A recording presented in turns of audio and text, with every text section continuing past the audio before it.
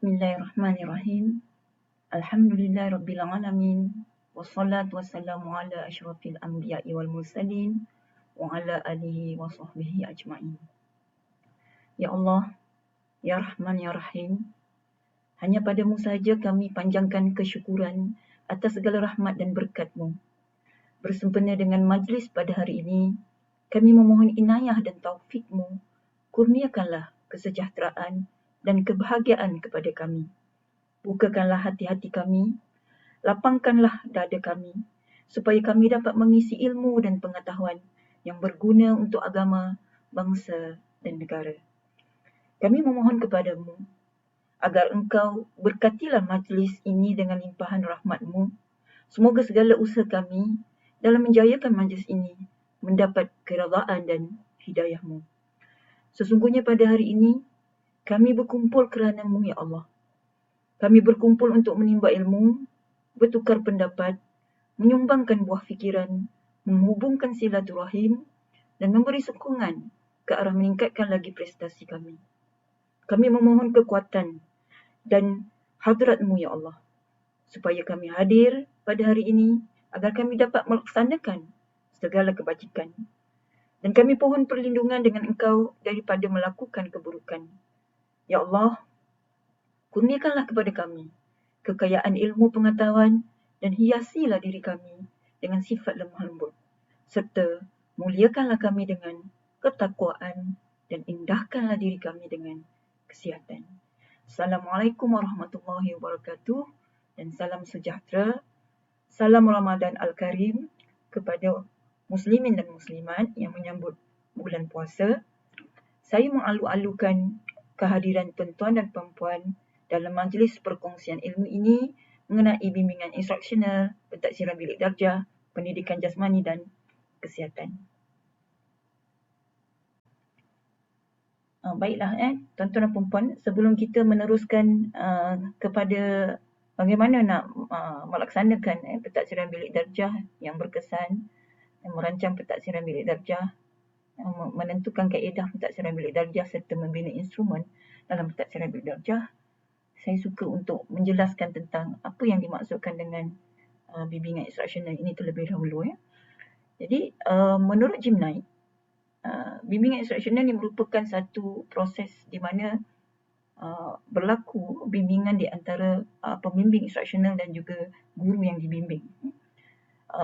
Pembimbing instruksional itu akan berkongsi dengan guru yang dibimbing untuk menganalisis realiti semasa, menetapkan matlamat bersama. Maksudnya guru tadi akan menetapkan matlamat setelah mengenal pasti realiti semasa, kemudian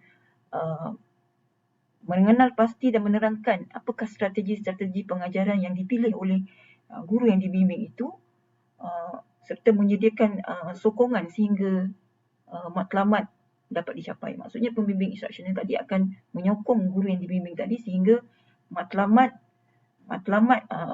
yang dihasratkan oleh guru yang dibimbing itu dapat dicapai sepenuhnya.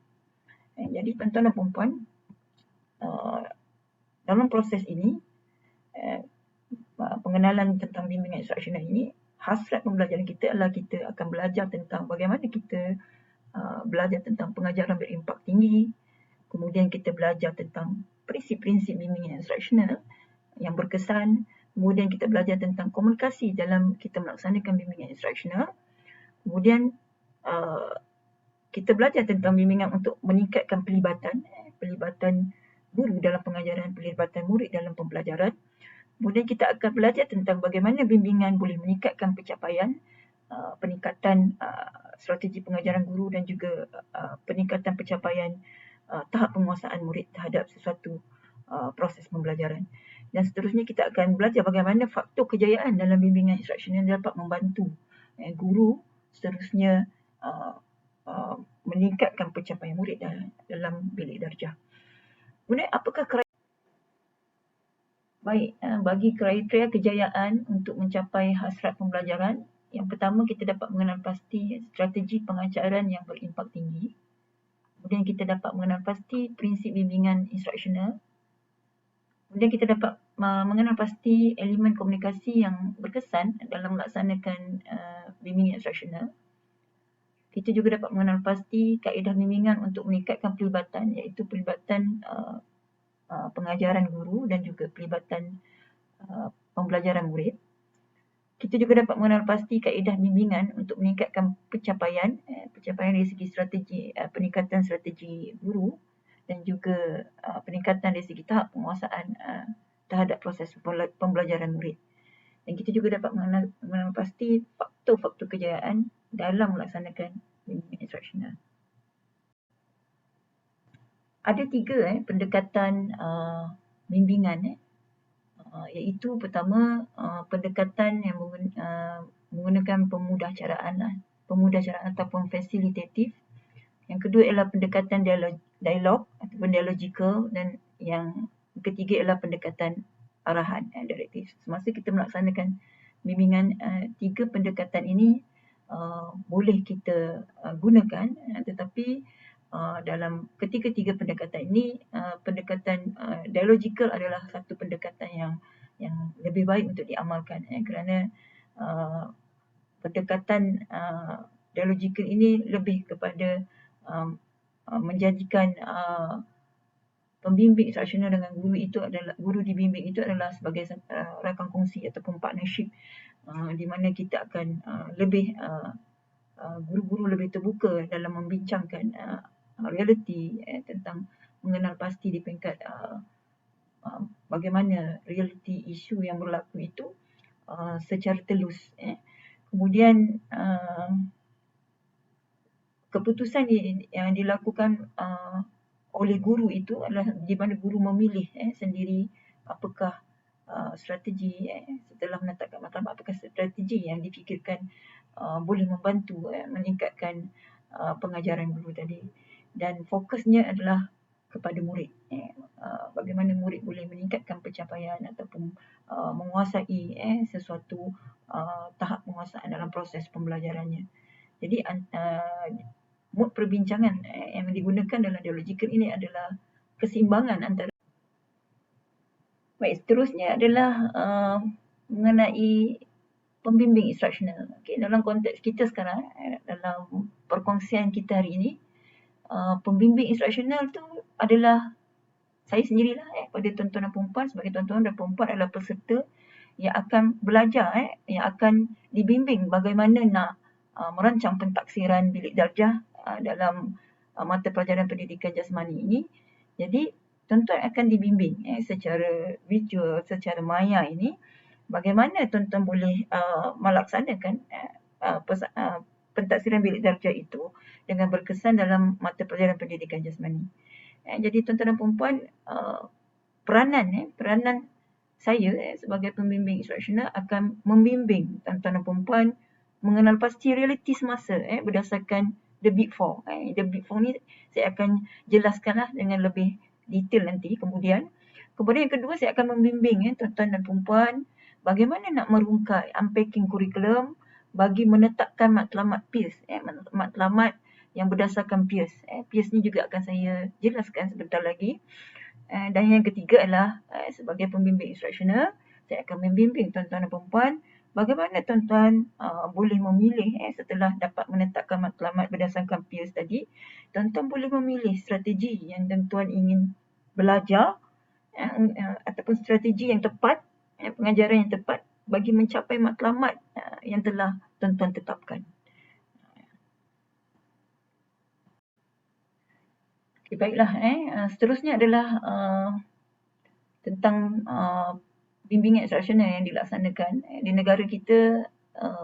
Pendekatan bimbingan instruksional ini masih baru, di mana kita menggunakan model Gymnite, iaitu kitaran bimbingan, the impact cycle, sebagai satu model yang membantu kita bagaimana kita boleh melaksanakan bimbingan instruksional itu supaya dapat meningkatkan strategi pengajaran guru kita yang boleh melibatkan pembelajaran secara total dalam kalangan murid-murid dalam proses pembelajaran untuk menguasai tahap-tahap sesuatu penguasaan dalam pembelajaran.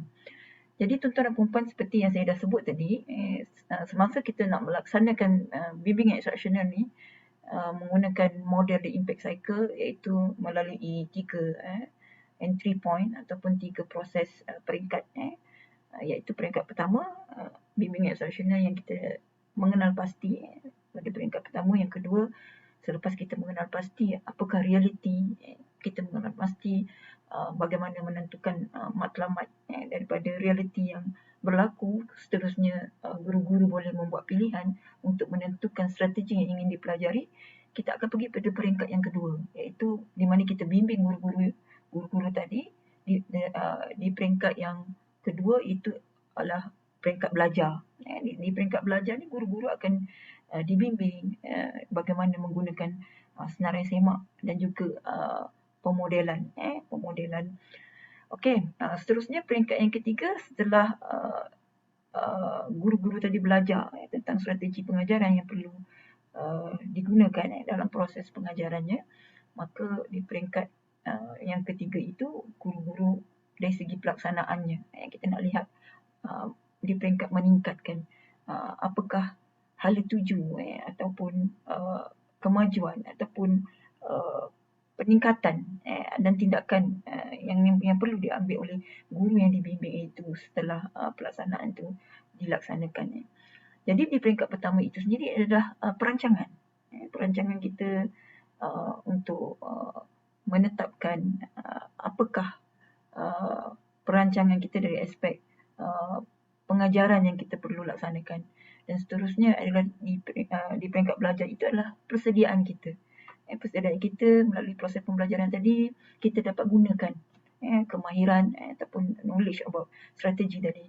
Dan peringkat ketiga itu adalah pelaksanaan. Kita nak melihat apakah perkembangan, apakah kemajuan, apakah peningkatan, jika berlaku peningkatan atau sebaliknya, apakah tindakan yang perlu diambil oleh guru tadi bersama dengan proses bimbingan bersama dengan pembimbing instruksional itu sendiri.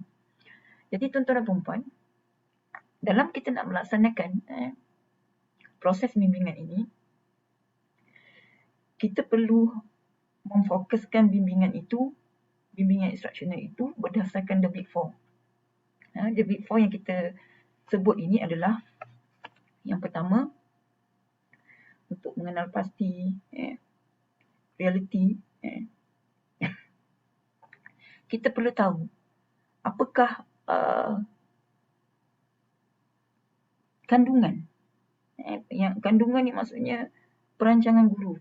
Kalau kita di Malaysia ini, kurikulum kita adalah merujuk pada DSKP. Jadi macam mana guru merancang? Contoh macam saya disebutlah, guru dibimbing bagaimana nak merungkai, unpacking menggunakan pendekatan pembelajaran modular contohnya. Kenapa pentingnya kita unpacking? Tidak menggunakan pengajaran secara sikon satu-satu. Kenapa kita perlu? Jadi kandungan itu sendiri kita perlu faham. Guru-guru perlu faham, perlu jelas tentang DSKP itu, bagaimana DSKP itu dapat disampaikan dengan merentas ataupun melibatkan disiplin-disiplin ilmu yang lain supaya menjadikan pentaksiran bilik darjah itu lebih mantap ataupun lebih berkesan dalam proses PDP itu. Kemudian selepas kandungan ialah pengajaran. Selepas kita merancang kita punya kurikulum kandungan untuk persediaan kita, maka apakah penyampaian, bagaimanakah pendekatan, apakah kaedah, strategi yang betul-betul boleh membantu proses pembelajaran dalam bilik darjah itu berlaku dengan pelibatan murid, student engagement dalam bilik darjah itu. Jadi perlu bagi seorang guru itu menguasai kemahiran dalam menggunakan strategi-strategi pengajaran yang tepat untuk membantu proses pentaksiran tadi berlaku dengan berkesan. Jadi yang seterusnya adalah pentaksiran formatif ataupun formative assessment. Kenapa pentaksiran formatif ini difokuskan dalam bimbingan instruksional? Kerana pentaksiran formatif merupakan satu bentuk pentaksiran yang berlaku berterusan dalam bilik darjah, yang melibatkan pentaksiran for learning, pentaksiran as learning dan juga pentaksiran off-learning. Ini nanti kita di bahagian yang merancang pentaksiran nanti saya akan jelaskan apakah yang dimaksudkan assessment for learning, assessment as learning dan assessment of learning. Jadi penting. Jadi untuk bimbingan instructional ini, maka kandungan pengajaran pentaksiran formatif itu perlu diberi perhatian antara guru yang dibimbing dengan pembimbing tadilah. Kemudian akhir sekali ialah tingkah laku. Tingkah laku ni adalah di mana suasana pembelajaran dalam bilik darjah itu sendiri. Maksudnya dari segi kawalan kelas contohnya, murid-murid itu sendiri, bagaimana persekitaran pembelajaran yang positif itu, yang kondusif itu boleh membantu proses pembelajaran murid itu. Bagaimana murid itu boleh belajar apa yang dia ingin tahu, taksir apa yang dia boleh faham dan tahu terhadap sesuatu pembelajaran. Jadi bimbingan instructional yang kita fokuskan adalah pada the big four ni. Dalam konteks the big four ni lah, kandungan, pengajaran, pentaksiran formatif dan juga tingkah laku, kawalan kelas. Kalau kita masih ingat lagi tentang yang disebut sebagai merangkai titik-titik, 3 titik, ataupun kita sebut connecting the dot.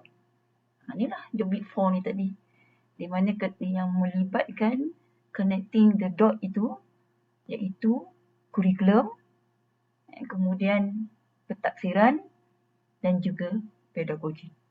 Jadi ketiga-tiga dot ni merupakan satu perkara yang memang seorang guru itu perlu faham dan boleh merangkai, boleh connect ketiga-tiga ini. Kalau guru tadi faham kurikulum, faham jelas dengan DSKP, kemudian mahir ataupun jelas bagaimana melaksanakan pentaksiran dan seterusnya menentukan pedagogi yang sesuai untuk tujuan pentaksiran tadi, insya-Allah saya rasa apa hasrat dalam proses penyampaian kita terhadap sesuatu standard kandungan dan standard pembelajaran itu kepada murid dapat disampaikan dengan baik, dan murid-murid tadi boleh ditaksirkan dengan baik, dengan fokus yang sebenar berdasarkan apa yang mereka belajar, apa yang mereka tahu dan apa yang mereka perlu lakukan terhadap apa yang mereka tahu. Begitu. Jadi saya teruskan dengan di peringkat mengenal pasti yang melibatkan bagaimana nak menetapkan matlamat berdasarkan PIRS ini. Kita tuan perempuan di peringkat pertama paling penting, di peringkat pertama ini adalah paling penting bagi kita menentukan bagaimana guru-guru tadi boleh membuat keputusan untuk menentukan matlamat dan seterusnya memilih strategi yang sesuai, strategi yang tepat untuk dilaksanakan untuk meningkatkan pedagogi guru-guru. Jadi pertama sekali saya sebagai pembimbing, tuan-tuan dan puan-puan sebagai guru yang dibimbing, perlu mengenal pasti apakah realiti dalam pentaksiran bilik darjah ni, apa realitinya. Kita bagi contoh, ada banyak isu yang apabila pentaksiran bilik darjah tahap 1 ini mula diperluaskan, mula diberi pendedahan melalui COC PBD, kita lihat banyak isu-isu yang timbul.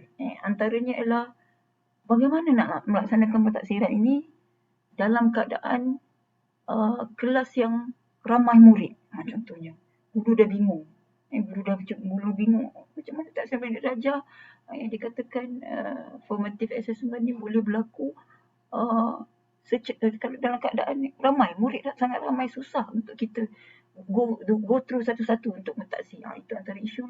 Yang kedua ialah isunya ialah bagaimana kita nak menetapkan ataupun menentukan murid-murid yang boleh menguasai tahap 1, tahap 2, tahap 3, tahap 4. Yang pentingnya tahap 6. Macam mana kita nak tentukan, nak letakkan? Sebab apabila autonomi ini diberikan kepada guru untuk mentaksi murid, maka macam-macam yang berlaku. Ada yang prosesnya itu seolah-olah ada isu yang perlu diselesaikan segera untuk melaksanakan PBD ni. Kepercayaan, trust guru itu dalam mentaksir itu sendiri ada jurang. Ada banyak lagi isu. Selain itu isu apa? Isu guru-guru akan memberikan tahap penguasaan yang paling minimum, contohnya antara awal tahun hingga pertengahan tahun. Jadi dia rasa murid-murid ni kita bagi tahap minimum, tak boleh terus bagi TP6 kerana belum lagi habis pembelajaran tu belum lagi, belum sampai lagi, dia punya standard pembelajaran belum sampai lagi yang pada tahap penguasaan itu. Contohnya nanti dah akhir tahun baru kita buat putusan bagaimana nak letak TP berapa, baru boleh letak TP-nya. Macam-macam isu yang timbul semasa melaksanakan pentaksiran kerana apa, tuan-tuan dan puan-puan? Kerana mungkin kita tidak jelas, tidak menguasai bagaimana kaedah pentaksiran dan instrumen pentaksiran yang kita boleh gunakan yang boleh menyebabkan kita menggunakan autonomi berdasarkan pertimbangan profesional. Profesional kita dalam menentukan tahap penguasaan murid tadi. Jadi bila kita dah kenal pasti itulah realiti, realiti melaksanakan pentaksiran bilik darjah, maka sekarang ni kita nak membimbing guru-guru bagaimana guru-guru tadi berdasarkan realiti, berdasarkan isu-isu yang dikemukakan tadi, ada kaitan dengan the big four tadi, pentaksiran formatif, cara nak mengajar, macam mana nak merancang, apakah kawalan kelas ketika kita contohnya murid yang ramai, begitu ramai untuk kita melaksanakan pentaksiran. Contoh ini kita katalah antara tingkah laku yang berlaku melibatkan persekitaran ataupun kawalan kelas. Jadi kita akan bimbing guru-guru tadi berdasarkan isu tadi, realiti tadi, kita akan bimbing guru-guru tadi menetapkan matlamat menggunakan peers. Peers ni stand for, P itu adalah powerful. Powerful maksudnya kita nak memberikan impak terhadap pembelajaran tu. Bagaimana guru tadi boleh menetapkan matlamat dengan memberikan impak terhadap pembelajaran murid tadi. Yang kedua, kita gunakan E. E itu adalah easy. Easy tu supaya matlamat yang kita nak tetapkan itu proses pembelajaran, impak terhadap proses pembelajaran itu lebih mudah dan jelas. Penyampaiannya mudah, jelas, difahami. Contohnya, sekiranya guru melaksanakan pentaksiran, arahan instructionnya jelas, mudah difahami. Kemudian yang seterusnya emotional compelling. Emotional compelling ni di mana sesuatu yang bermakna kepada guru itu. Maksud apa sesuatu? Bila dia melaksanakan pengajaran dalam bilik darjah, apakah bila dia sudah merancang dan menyampaikan pengajaran dan merancang pentaksiran, mentaksir murid-murid, apakah perasaan yang ada pada cikgu itu? Adakah cikgu itu betul-betul berpuas hati dengan apa yang disampaikan? Dengan apakah sesuatu yang dirasakan pada guru itu bermakna dalam perancangan dia terhadap strategi pengajaran yang dilaksanakan. Gitulah emotional compelling yang melibatkan emotional compelling itu. Kemudian reachable. Reachable ni maksudnya boleh diukur. Proses pentaksiran dan aktiviti pedagogi yang membantu proses pentaksiran itu boleh diukur. Murid-murid tadi boleh tahu tahap-tahap dan berlaku proses bagaimana boleh memperbaiki ataupun meningkatkan daripada mungkin data yang diterima, maklumat yang diterima, macam mana boleh membantu untuk meningkatkan. Jadi seterusnya ialah S. S ialah student focus. Jadi macam mana kita nak matlamat kita tu supaya murid-murid tadi boleh fokus. Sepanjang tempoh katalah 45 minit pengajaran tu dalam macam mana nak bantu murid tadi fokus 45 minit terhadap kandungan pembelajaran yang disampaikan. Bagaimana nak bantu murid tadi boleh mencapai tahap penguasaan yang tertinggi dalam proses pentaksiran. Bagaimana nak melibatkan murid-murid. Jadi dalam aktiviti pedagogi yang murid-murid tadi bantu dia untuk menumpukan perhatian kepada apa yang disampaikan dalam pembelajaran. Jadi kita bimbing cikgu-cikgu bagaimana nak menetapkan maklumat berdasarkan PACE ni. Apabila cikgu sudah clear, sudah jelas, maka kita akan bantu lagi, bimbing lagi guru-guru mungkin menggunakan strategi-strategi pengajaran yang dia tak pernah cuba. Ini bergantung pada pembimbing tu lah tadi, macam mana kemahiran pembimbing tadi tu dalam strategi-strategi pengajaran yang boleh memberi tahu kepada guru tadi, membimbing guru tadi untuk dilaksanakan, untuk cikgu-cikgu tadi cuba dan melihat apakah impaknya. Okay. Jadi itu sedikit tentang bagaimana bimbingan instruksional menggunakan kitaran ini dapat dilaksanakan, kitaran dan impact cycle ini dapat membantu guru-guru khususnya dalam melaksanakan pentaksiran bilik darjah. Baik, tadi saya telah menjelaskan di peringkat yang pertama, kitaran yang pertama, entry point yang pertama iaitu kenal pasti, realiti, kenal pasti matlamat dan kenal pasti strategi. Kita pergi pada entry point yang kedua ataupun peringkat kedua itu belajar.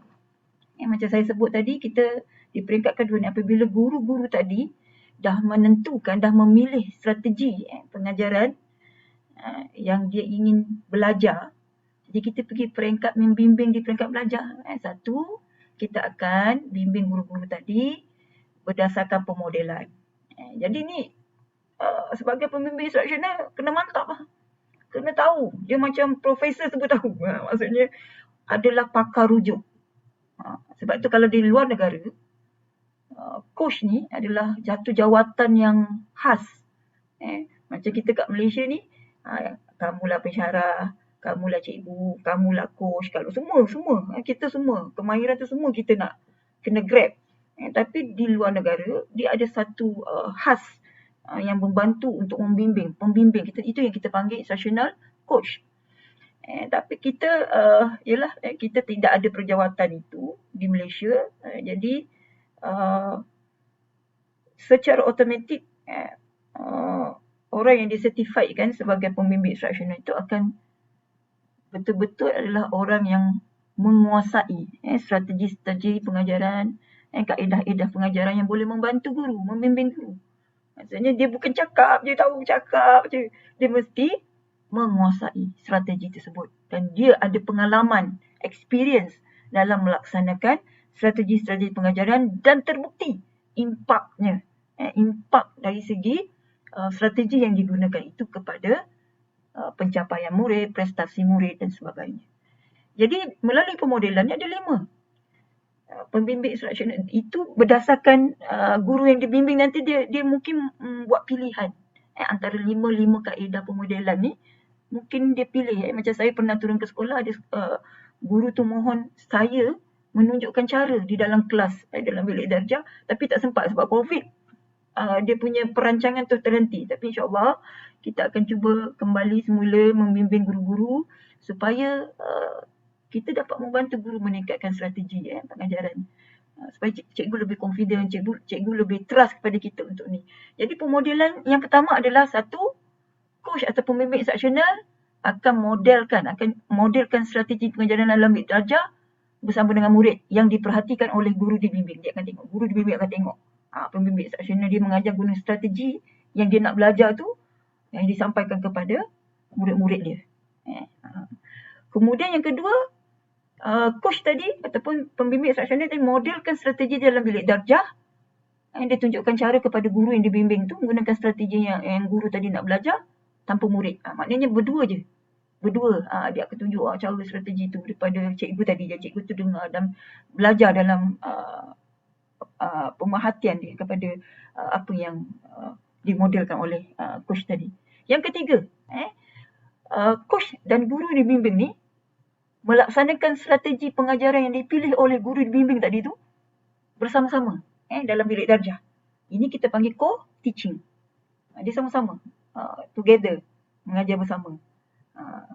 Kemudian yang keempat, coach dengan guru yang dibimbing, dua-dua ni, pembimbing instruksional, guru dibimbing akan duduk dalam satu bilik darjah memerhatikan guru lain. Guru lain ni maksudkan adalah guru, mungkin guru pakar, guru cemerlang, guru yang memang terbukti menggunakan strategi pengajaran tersebut yang ingin dibelajar tu dan memberi impak kepada kemenjadian murid contohnya. Guru pakar, guru cemerlang, kita tengok bagaimana yang kita boleh belajar daripada guru cemerlang itu. Sama-sama ada dua. Nanti kita discuss. Coach dengan guru nanti discuss. Kemudian yang kelima ialah coach dengan guru dibimbing tadi akan menonton video strategi yang dia nak belajar tu. Sama-sama. Tengok video sama-sama. Dan sama-sama lah discuss. Macam ni. Proses pembelajaran kepada strategi pengajaran yang ingin dia. Itulah di peringkat belajar. Yang kedua di peringkat belajar ini, pembimbing instruksional akan membimbing guru yang dibimbing itu menggunakan senarai semak. Penting sebenarnya senarai semak. Nampak simple. Tapi dia sangat memberi impak. Kadang-kadang senarai semak tu simple je. Contohnya lah dalam pentadsiran, kaedah pemerhatian. Kita gunakan senarai semak. Senarai semak tu simple je. Tapi impak senarai semak tu sebenarnya banyak membantu kita dari segi data. Data yang kita boleh lihat bagaimana, kalau datanya begini, pencapaian murid, bagaimana nak meningkatkan? Senarai semak. Walaupun senarai semak itu nampak seperti simple, tetapi kita boleh membantu kita. Macam kita lah nak pergi pasar kan. Kadang-kadang terlalu banyak senarai bahan yang kita nak beli. Kalau kita tak buat senarai semak, macam saya selalu buat senarai semak nak beli apa, even bawang berapa kilo sebiji pun, saya turun bawang merah, bawang putih pun.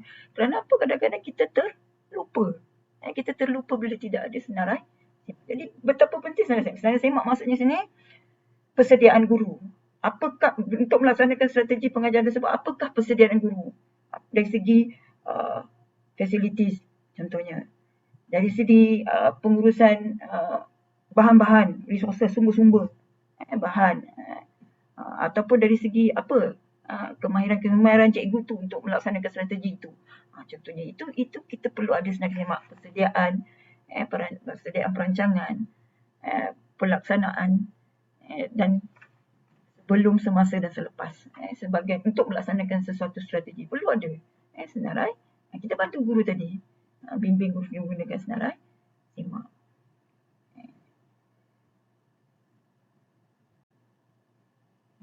Proses bimbingan, kitaran bimbingan peringkat ataupun entry point terakhir ialah meningkatkan, iaitu setelah guru tadi belajar strategi pengajaran yang telah dia pilih melalui pemodelan tadi yang dipilih, dia akan melaksanakannya dalam bilik darjah. Di situlah nanti kita akan lihat bagaimana di peringkat ketiga ni meningkatkan tadi dari segi hala tujunya. Adakah matlamat sudah dapat dicapai selepas dia melaksanakan strategi yang dia belajar tadi tu? Kemudian dari segi kemajuan, kita nak menyimak kejayaan, pelaksanaan dan jika perlu ada penambahbaikan.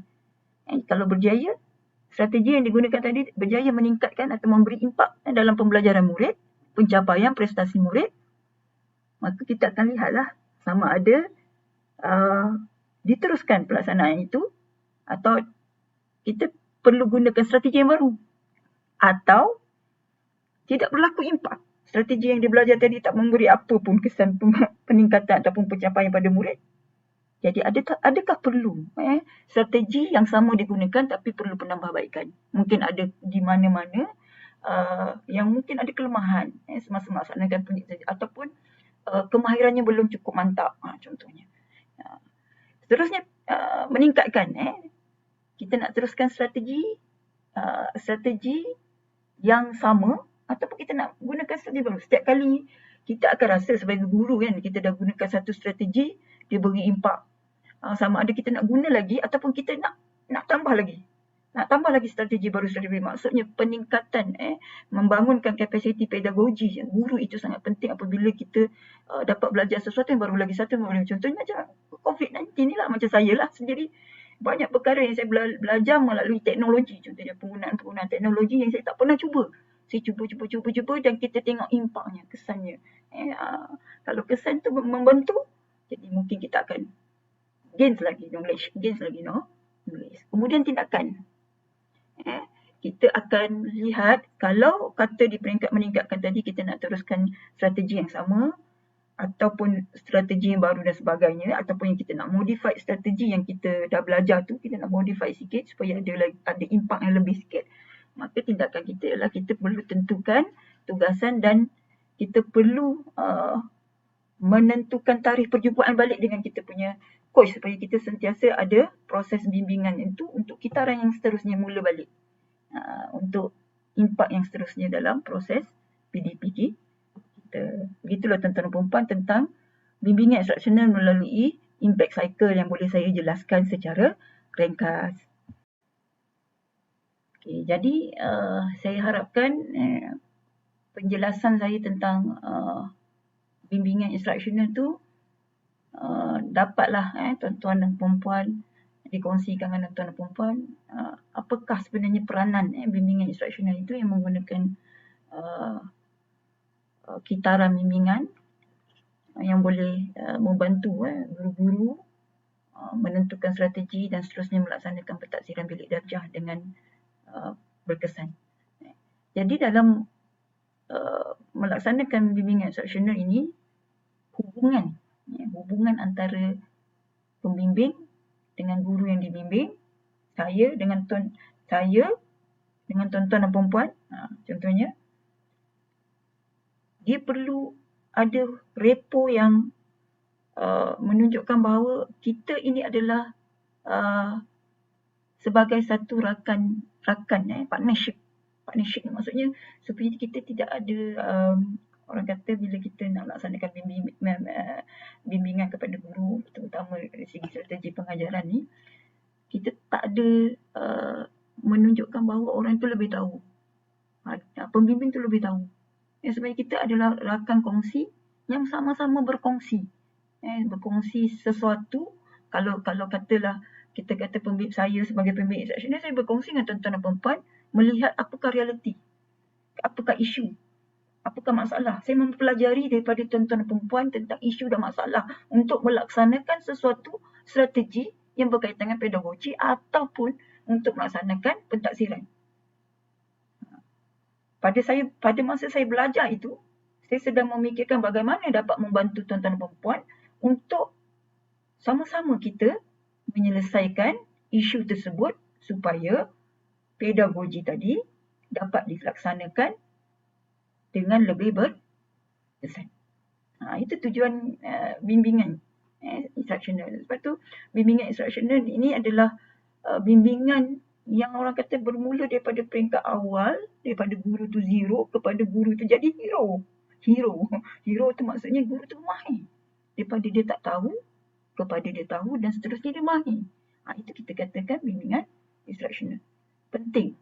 Sangat penting bimbingan. Saya rasa bimbingan seperti ini kalau kita dapat laksanakan dengan baik, dia akan menunjukkan kejayaan. Kejayaan dalam bimbingan itu sendiri. Jadi prinsip partnership ni dah pertama kalau kita lihat equality, kesaksamaan. Maksudnya di sini ialah pembimbing instruksional dengan guru dibimbing itu adalah rakan kongsi yang sama. Dua-dua sama. Tak ada orang kata tidak ada perbezaan jurang dari segi darjat. Perbezaan jurang dari segi siapa lebih hebat atau siapa lebih tahu dan sebagainya. Dia merupakan satu rakan. Macam saya cakap tadi, kedua-duanya berkongsi untuk sama-sama memikirkan bagaimana untuk menyelesaikan isu tersebut. Kemudian pilihan, guru yang membuat pilihan, guru. Ya, itu adalah choice, your choice. Pilihan anda sebagai guru, dan kita pilihan itu sebab tuan-tuan yang nak menggunakan strategi itu. Jadi tuan-tuan yang buat pilihan. Bukan kita yang tentukan tuan-tuan perlu, okey cikgu, ni salah cara cikgu mengajar ni. Jadi cikgu kena guna. Bukan itu. Bukan caranya itu. Tetapi dengan berdasarkan beberapa pilihan yang ada, yang dijelaskan, yang dibimbing oleh coach tadi, pembimbing instruksional tadi, guru-guru tadi tertarik. Dengan sendirinya dia yang memilih. Dia membuat pilihan choice itu untuk dia belajar. Kemudian suara, voice, suara guru. Kita selalu sebut suara murid, suara guru. Suara guru. Kita pembelajaran profesional perlu memberi peluang dan menghormati suara guru. Maksudnya kita jangan selalu memberi judgement kepada guru. Bila contohlah murid tak perform. Murid tak perform. Selalu yang kena disalahkan oleh selalu guru. Guru selalu disalahkan kerana murid tak perform. Murid tak pandai membaca, murid tak pandai mengira, murid gagal, murid galus, sejak gagal sejak lulus, cikgu semua salah cikgu. Tapi dalam proses kita melaksanakan bimbingan instruksional ini, kita perlu mendengar suara guru ini sebagai menghormati supaya kita, sebab kalau kita tak dengar suara guru, kita tak tahu macam mana nak bimbing dia. Kita tak tahu punca apa faktor yang menyebabkan berlaku itu. Walaupun benda tu kita rasa remeh pada kita, tetapi tidak pada guru tersebut. Sebab guru tu ada kekangan-kekangan yang tertentu yang menyebabkan itulah tujuannya dalam proses bimbingan ini, kita nak membantu dia. Baik, seterusnya, apa seterusnya? Dialog. Dialog. Pembelajaran profesional harus mengupayakan dialog yang autentik. Penting kita dialog ni, sebenarnya dalam dialog ni lah yang kita boleh membangunkan guru-guru tadi untuk melihat dengan lebih telus apakah permasalahan yang dihadapi. Dia akan bercerita, dia akan dalam situasi sebenarnya, realitinya.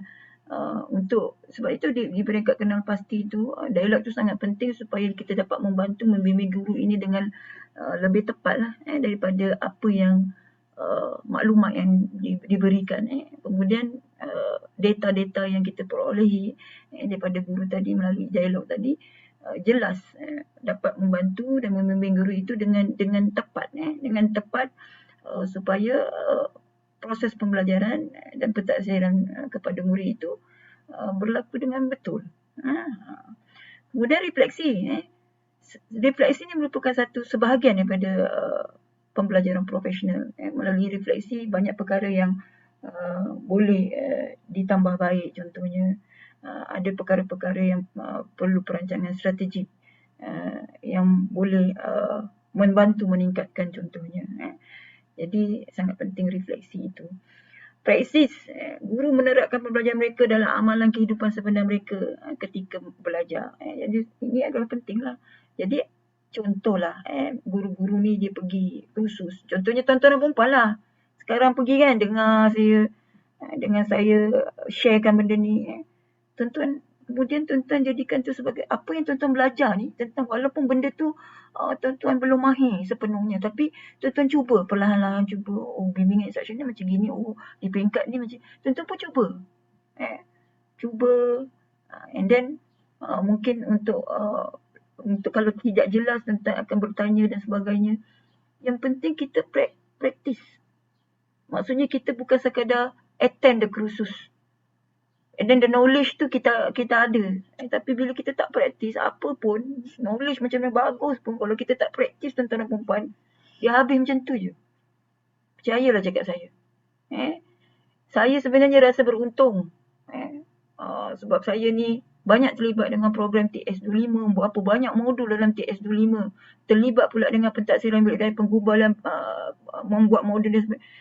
Pada masa yang sama tuan-tuan dan perempuan, saya mencedok ilmu-ilmu itu dan saya gunakan.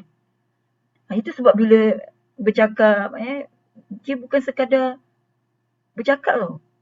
dia based on experience. You blend the experience with the pengetahuan dan praktis itu. Jadi itu mematangkan kita sebenarnya. Itu yang menyebabkan kita knowledge kita akan menjadi semakin mantap apabila kita melaksanakannya. Kita mencuba, try and error. Sama lah macam teknologi. Kita tak run teknologi, kita tak tahu kelemahan. Kita tak tahu macam mana nak menambah baik. Jadi penting bagi kita untuk menerapkan pembelajaran yang kita perolehi dalam bentuk praktis yang sebenar dalam kehidupan. Timbal balik. Timbal balik ialah di mana pembimbing instruksional ni dia harus mengharapkan untuk mendapat kesebanyak mana yang mereka berikan. Apa tu? Maksudnya, apabila kita membimbing guru, tidak terhenti pada satu proses. Dia continuous. Kita sentiasa, macam contoh, saya ada beberapa guru kadang-kadang personally lah datang, jumpa, tanya, nak mendapatkan bimbingan terhadap sesuatu lah. Macam gambar yang saya tunjuk tu adalah salah satunya. Dia sanggup datang tanya, Cik Love kat mana? Boleh saya jumpa untuk dibimbing.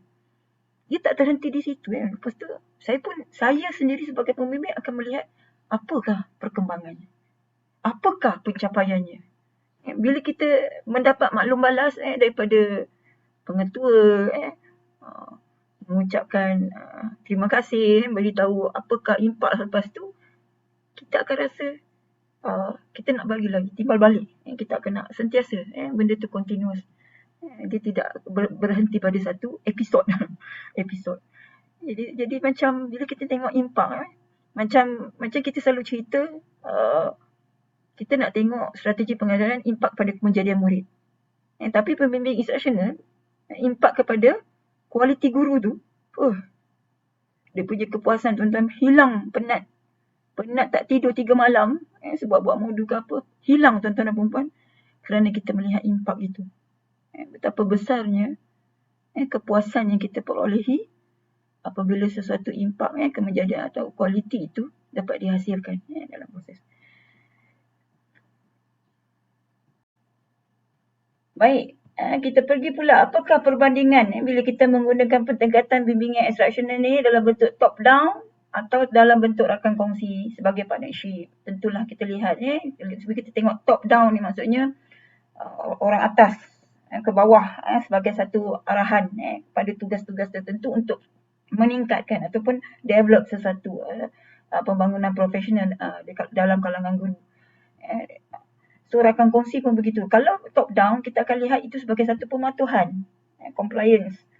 Kalau rakan kongsi kita akan rasa itu sebagai satu komitmen antara pembimbing instruksional dengan guru yang dibimbing. Itu satu komitmen. Bukan satu pematuhan yang perlu dipatuhi. Satu arahan rasmi yang perlu dilaksanakan. Apa kita selalu sebut? Yang menurut perintah.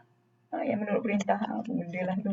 Kemudian orang yang luar bilik darjah mengetahui pula maksudnya orang-orang pegawai-pegawai tertentu yang tidak terlibat secara langsung dalam bilik darjah. Dia tahu keperluan murid itu berdasarkan apa contohnya. Contohnya pelaksanaan PAK 21, contohnya pembangunan profesional yang perlu diberi kepada guru untuk meningkatkan pengajaran contohnya. Tapi kalau sebagai rakan kongsi, orang dalam bilik darjah mengetahui keperluan murid. Maksudnya orang dalam bilik darjah itu adalah guru. Orang dalam bilik darjah itu adalah murid, guru dan murid. Jadi dia yang tahu keperluan murid. Satu saiz untuk semua kalau top down. Tapi kalau rakan kongsi, satu saiz satu untuk satu. Satu saiz untuk satu. Kemudian maklum balas membina. Tapi kalau rakan kongsi menggunakan dialog. Kemudian kalau top to down ni, dia lebih kepada nampak macam judgement. Proses mengadili. Tentu. Tapi kalau rakan partner ni, partnership ni dia lebih kepada tidak menghukum. Sharing. Sama-sama. Sebab rakan kongsi. Kalau rugi, sama-sama rugi. Kalau untung, sama-sama untung. Itulah rakan kongsi. Kemudian top down juga adalah status pembimbing itu lebih tinggi. Nampak macam bila kita sebut begitu.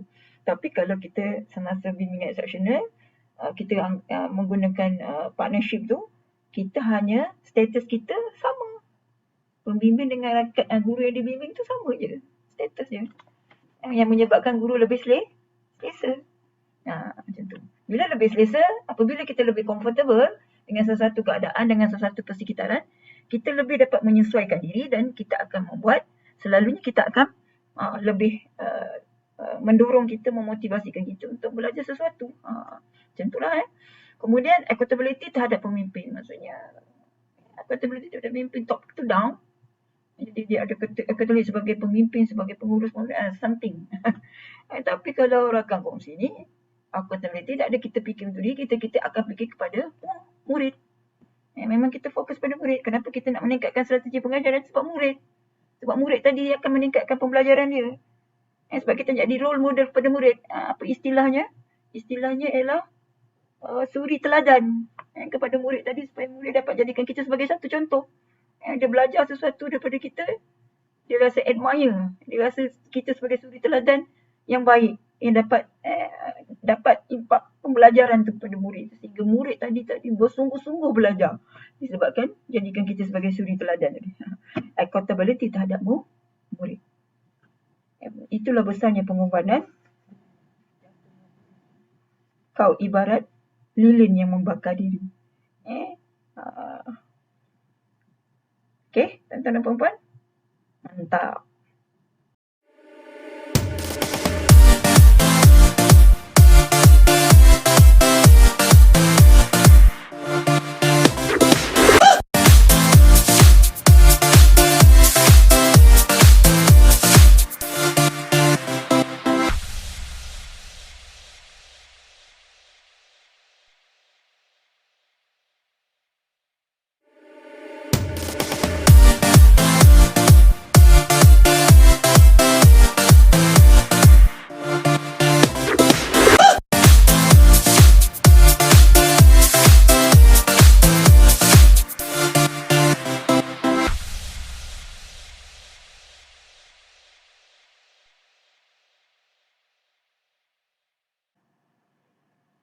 Baik, kembali kita bersiaran untuk bahagian yang kedua, itu di mana kita akan merancang pentaksiran bilik darjah pendidikan jasmani dan kesihatan. Dan mungkin ada yang guru-guru yang di luar sana, tuan-tuan dan puan-puan yang mungkin tak mengajar pun subjek pendidikan jasmani dan kesihatan, tapi mungkin sebab melihat pada pentaksiran bilik darjah terpanggil untuk menyertai kursus ini. Jadi tak ada masalah. Yang dia punya asasnya ialah pentaksiran bilik darjah. Nanti sesuaikan pada mata pelajaran tuan-tuan dan puan-puan. Kalau yang bukan subjek pendidikan jasmani lah dan kesihatan. Baik, kita teruskan untuk merancang pentaksiran. Okey, jadi tuan-tuan dan puan-puan, skop perbincangan kita dalam bahagian kedua ini iaitu tentang pentaksiran bilik darjah. Kita akan lihat bagaimana kita boleh menentukan kaedah pentaksiran yang sesuai. Kemudian setelah kita menggunakan kaedah pentaksiran, apakah jenis-jenis instrumen pada kaedah pentaksiran yang telah kita tentukan. Seterusnya, bila kita dah tahu apakah jenis instrumen daripada kaedah tersebut, maka kita boleh bina instrumen pentaksiran tersebut. Cuba merancang berdasarkan selari dengan standard kandungan juga standard pembelajaran dalam DSKP terhadap sesuatu mata pelajaran. Dan bila kita dah hasilkan instrumen, maka di akhirnya kita akan menggunakan instrumen tu.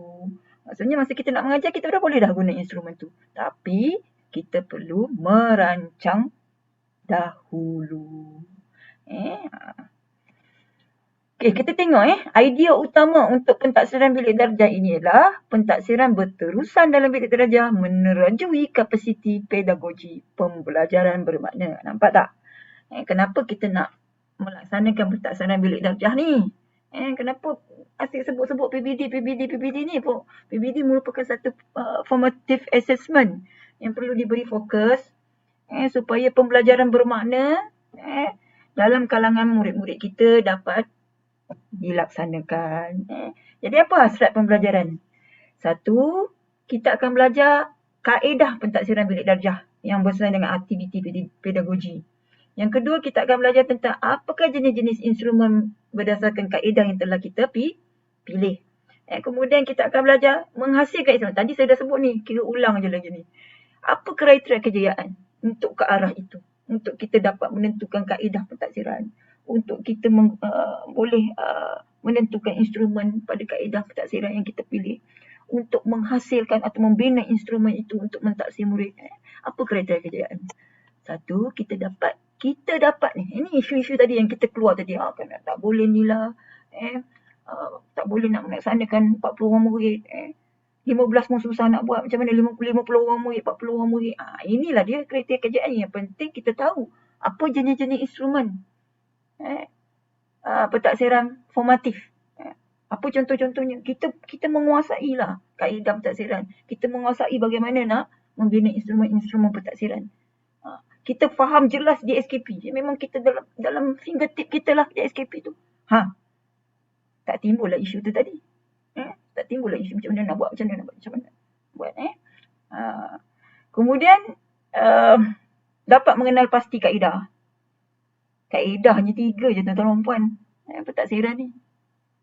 3 tu boleh menyebabkan budak-budak tak boleh membaca pun dapat A. Percaya ke tidak? Penting. Sebab tu pentingnya trust. Pentingnya kepercayaan sesuatu dasar atau pelaksanaan yang kita kongsikan. Contohnya bila kita nak melaksanakan pentadsiran bilik darjah, pada peringkat awal kita nampak berbagai maklum balas. Ibu bapa, komuniti, guru-guru sendiri, ramai semua melatah. Kita ni cepat melatah, orang Melayu cepat melatah. Tapi tak apa. Kenalah melatah kan. Kena melatah. Tapi tak melatah, dia tak ada respon. Jadi tuan-tuan dan puan-puan, kita juga dalam kriteria kejayaan kita dapat bina instrumen. Kita bina instrumen pentadsiran untuk melaksanakan pentadsiran bilik darjah. Kita kena bina instrumen pentadsiran baru kita tahu kemampuan, kemahiran kita. Sebenarnya kalau kita bina instrumen sendiri, berbanding kita merujuk pada buku, item-item yang memang dah ada dalam buku rujukan tu, sebenarnya kalau kita mahir, kita dah mahir kita mahir tahu tentang kaedah instrumen yang boleh dibina, dan kan kita punya DSKP mata pelajaran tu kita punya kan. Kita lebih baik, rasanya kita mampu menghasilkan item-item atau soalan-soalan atau pentadsiran yang lebih baik daripada buku rujukan. Contohnya gitu. Tak cuba, kita tak tahu kemampuan kita, potensi yang ada dalam diri kita. Terusnya, kita akan masuk kepada pentaksiran formatif dan pentaksiran sumatif. Jadi tuan-tuan dan puan-puan, di sini adalah penting bagi kita mengenal pasti, bagi kita memahami, menguasai pengetahuan kita tentang apa yang dikatakan pentaksiran formatif dan sumatif. Kalau kita lihat dua jenis pentaksiran ini, iaitu satu formatif, satu sumatif ini sebenarnya sangat membantu. Kalau kita mantap dari segi formative assessment, maka kita akan mantap juga untuk pentaksiran sumatif. Maksudnya murid-murid tadi akan mencapai pencapaian akademik atau prestasi dalam akademik akan meningkatlah kalau fokus kita berterusan dalam melaksanakan pentaksiran secara formatif. Jadi pentaksiran formatif ni ada berapa? Ada 2. Formative assessment yang kita kenali sebagai AOL. Bukan AFL dengan AAL dalam bahasa orang putih tu. Formative for learning. For learning ataupun dalam bahasa Melayu untuk pembelajaran.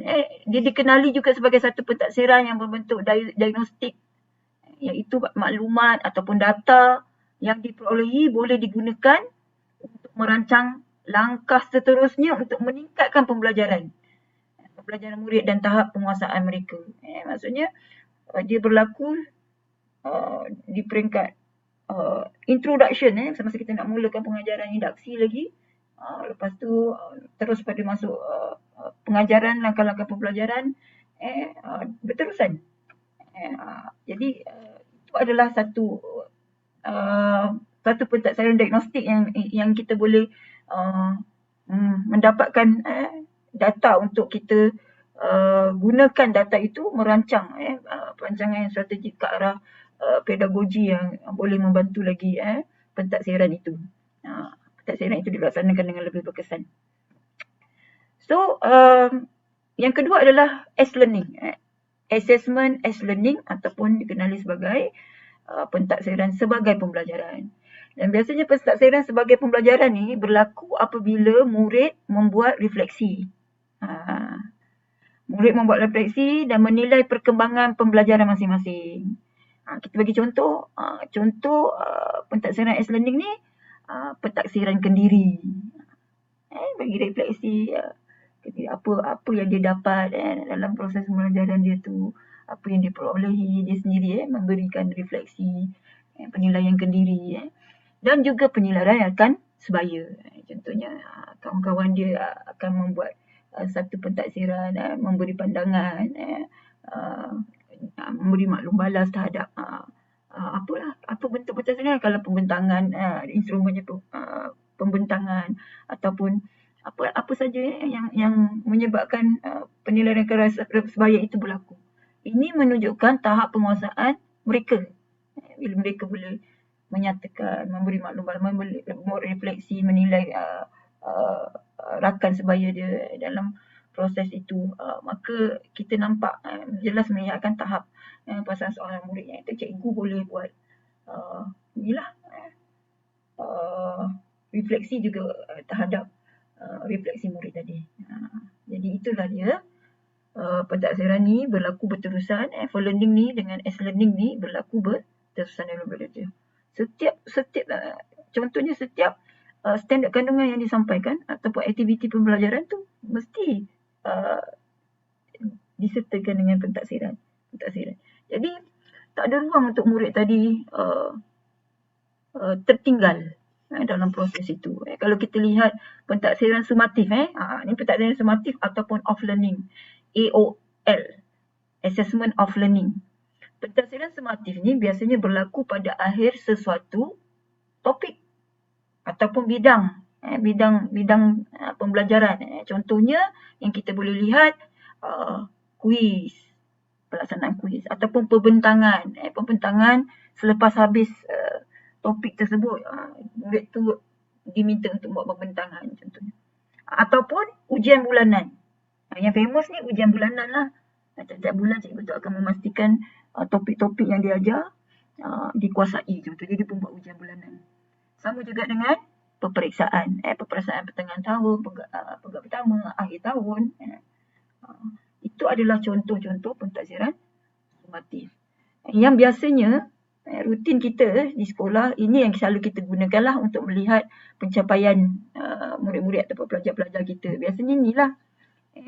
Tapi tuan-tuan dan puan-puan, kalau formative assessment ini dapat di-blend bersama, maksudnya pentadbiran itu berlaku dalam bilik jajar berterusan, dia sebenarnya membantu murid-murid tadi dari aspek sumatif tadi, menjawab pentadbiran sumatif dengan lebih baik.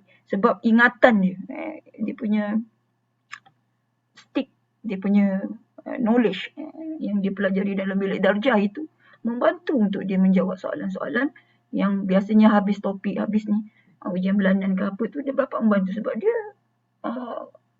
continuous. Pembelajaran dan pentadbiran tu sentiasa menjadi stick untuk pelajar tersebut. Jadi sebab itu pentadbiran formatif ni walaupun kadang-kadang kita anggap remeh, dia sebenarnya banyak membantu pada murid tadi mengingat fakta, apply pengetahuan dalam kehidupan dan sebagainya. Jadi itulah tentang pentadbiran formatif dan pentadbiran sumatif. Jadi kita lihat sebelum kita lihat hala 7 pentadbiran berorientasikan perkembangan, saya nak masuk kepada DSKP, pendidikan jasmani dan kesihatan. Jadi sedikit saya sama-sama berkongsi dengan tuan-tuan dan puan-puan yang memang dah mahir dalam pendidikan jasmani. Dalam DSKP, apa maksud DSKP tuan-tuan dan puan-puan? DSKP tu maksudnya ialah dokumen standard kandungan dia ke? Dokumen standard kurikulum dan pentaksiran. Dan pentaksiran di mana di dalam dokumen standard kurikulum dan pentaksiran ini ada dijelaskan mengenai standard kandungan, standard pembelajaran dan juga tahap prestasi. 3 perkara ni. Tapi dekat DSKP pendidikan jasmani dan kesihatan ni ada sedikit perbezaan lah dengan DSKP mata pelajaran yang lain. Kerana dalam DSKP pendidikan jasmani dan kesihatan ni ada komponen, ada 2 komponen. Satu komponen pendidikan jasmani, satu lagi adalah komponen pendidikan kesihatan. Di bawah komponen pendidikan jasmani dia ada bidang kemahiran dan juga bidang kecerdasan. Dan sebenarnya kalau kita lihat pendidikan jasmani ini sendiri, kalau kita tak unpacking pun dia sudah menerapkan pembelajaran modular dalam pendidikan jasmani. Tapi kalau kita unpacking, kita menggabung jalin ataupun menginterdisiplinarikan dengan disiplin subjek yang lain lagi bagus. Lagi macam dia punya pengetahuan dan kemahiran yang murid boleh peroleh itu boleh jadi lebih bermakna. Kompetensi global tu dapat kita tonjolkan dalam murid-murid itu ke arah pembelajarannya.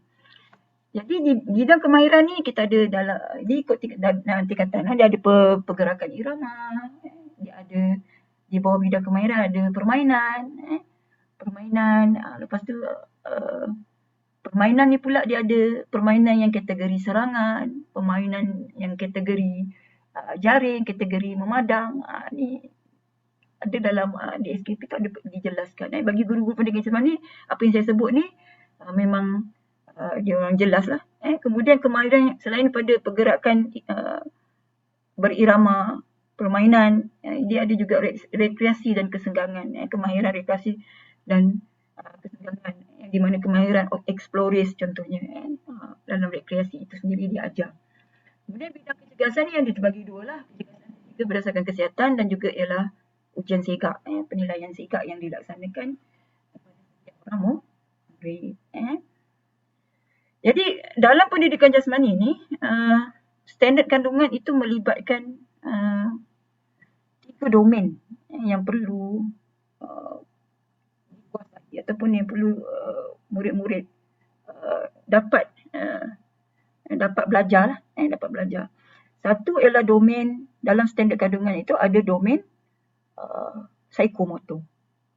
Kemudian ada domain kognitif dan juga domain efektif. Okay. Begitu juga dengan komponen pendidikan kesihatan. Dalam pendidikan kesihatan kita ada PIRS. Apa itu PIRS? Pendidikan kesihatan reproduktif dan sosial. Dibahagi part-part tu. Kemudian kita ada pemakanan dan pertolongan cemas. Begitulah antara bidang-bidang dalam komponen pendidikan jasmani dan juga pendidikan kesihatan. Sebab macam saya sebutkan tadi, DSKP itu penting untuk kita kuasai. Apa komponen, apa bidang, apakah standard kandungan yang melibatkan domain-domain tertentu yang perlu kita tahu. Satu persatu kita perlu tahu supaya apa yang kita sampaikan, penyampaian kita terhadap kandungan itu dapat disampaikan dengan tepat dan betul kepada pelajar. Yang akhirnya akan menentukan bagaimana pentaksiran itu dapat dilaksanakan dengan tepat. Aktiviti pedagogi yang membantu pentaksiran itu juga adalah sesuai dengan perancangan pentaksiran itu sendiri. Jadi berlaku fokus murid tadi dalam pembelajaran dia. Aktiviti pembelajaran yang disampaikan oleh guru berfokus. Bila kita tahu apa yang kita nak taksir kepada murid itu berdasarkan apa yang kita ajar kepada murid tadi. Baik, kita lihat pada hala 7. Hala 7 baru dalam pentaksiran bilik darjah yang melihat atau fokus pada orientasi perkembangan murid, perkembangan pembelajaran murid yang dilaksanakan secara berterusan. Kemudian PTP ni terdapat kaedah pentadsiran. Ada 3 kaedah pentadsiran yang perlu guru-guru mahir, iaitu kaedah pentadsiran secara lisan, secara bertulis dan secara pemerhatian. Jadi ketiga-tiga kaedah ini akan melibatkan assessment for learning, assessment as learning dan juga assessment of learning, iaitu formatif dan sumatif. Ketiga-tiga pentadsiran ini akan berlaku dan 3 kaedah ini, contoh instrumen adalah seperti dinyatakan ini, kertas soalan ujian, anekdot, soal selidik, lembaran kerja.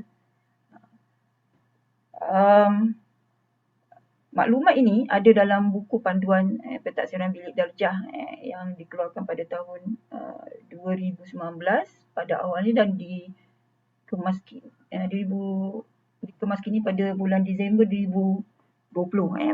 Boleh juga rujuk buku panduan itu dan saya sebenarnya akan sertakan bahan-bahan sokongan dalam kursus ini dalam GC yang saya sediakan. Siapa yang daftar melalui GC akan dapatlah bahan-bahan sokongan, slide saya, video penerangan saya dan juga bahan-bahan yang lain yang saya akan masukkan untuk rujukan tuan-tuan dan puan-puan. Baik. Kalau tuan-tuan dan puan-puan ingat lagi, semasa bimbingan instruksional tadi saya ada menyebut tentang di peringkat perancangan kurikulum, sebelum kita nak melaksanakan pentadsiran kita perlu mengenal pasti apakah kandungan pembelajaran yang kita nak sampaikan, bagaimana kita nak menyampaikan kandungan-kandungan itu, dan macam saya sebut tadi, saya ada bersebut tentang unpacking. Jadi di sini saya dah merungkai di SKP yang melibatkan 3 mata pelajaran lah. Yang tingkatan 4 punya lah, di SKP tingkatan 4. Satu, mata pelajaran PJ sebagai domain. Yang kedua adalah mata pelajaran pendidikan kesihatan dan juga yang ketiga adalah sains sukan. Ini saya cuba rungkai unpacking ketiga-tiga mata pelajaran ini untuk melihat untuk melaksanakan kefahaman melalui bentuk pendekatan pembelajaran berasaskan projek. Jadi ketiga-tiga subjek ni akan produce projek lah. Kalau kita selalu kita biasa dengan pendidikan jasmani ni, pendekatannya adalah TGFU, pendekatan yang lebih kepada inilah teaching game for understanding, biasa kita gunakan untuk psikomotor efektif. Tapi kali ni kalau kita lihat dalam DSKP tu sebenarnya ada dia cadangkan beberapa pendekatan, boleh guna mastery learning, boleh gunakan pendekatan inquiry based, boleh juga gunakan STEM, boleh juga gunakan problem based. Tapi saya sebab saya melihat projek pun merupakan satu proses pembelajaran yang menarik untuk pelajar-pelajar kita, murid-murid kita. Biasa murid-murid suka buat projek. Jadi saya menerapkan juga dalam mata pelajaran PJ ni, project based.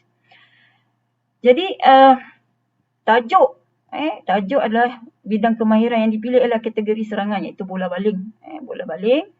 So mata pelajaran lain akan cuba relate kan, membuat perkaitan topik itu dengan topik daripada mata pelajaran domain tadi, iaitu pendidikan kesihatan, pertolongan cemas. Bagaimana pertolongan cemas boleh dikaitkan dengan bidang kemahiran kategori serangan bola baling. Kalau kita lihat dari segi lihat secara macam mata kasar, mungkin kita tak nampak apa perkaitan, tetapi sangat berkaitan sebenarnya, kerana semasa murid-murid melaksanakan aktiviti kategori serangan bola baling ini, kita tidak tahu akan berlaku mungkin kecederaan contohnya.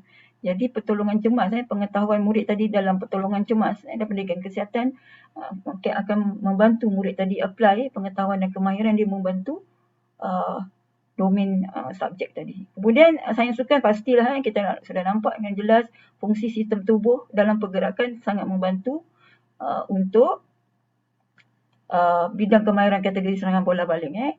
Jadi apa yang kita rungkai kat sini adalah standard kandungan dengan standard pembelajaran dan TP yang paling tinggi yang boleh kita. Kenapa TP yang paling tinggi? Kenapa tak TP 2, TP 3, 3, 4? Boleh ke semua pelajar pencapai tahap penguasaan paling tinggi TP 6? Untuk sebab kita merungkai bila peringkat merancang menggunakan pembelajaran berasaskan projek, dia ada dua perkara di sini yang kita akan lihat pada proses pentaksiran. Satu, semasa di dalam bilik darjah, pengetahuan kandungan yang disampaikan oleh guru berdasarkan standard kandungan, standard pembelajaran di dalam bilik darjah berlaku pentaksiran. Satu lagi adalah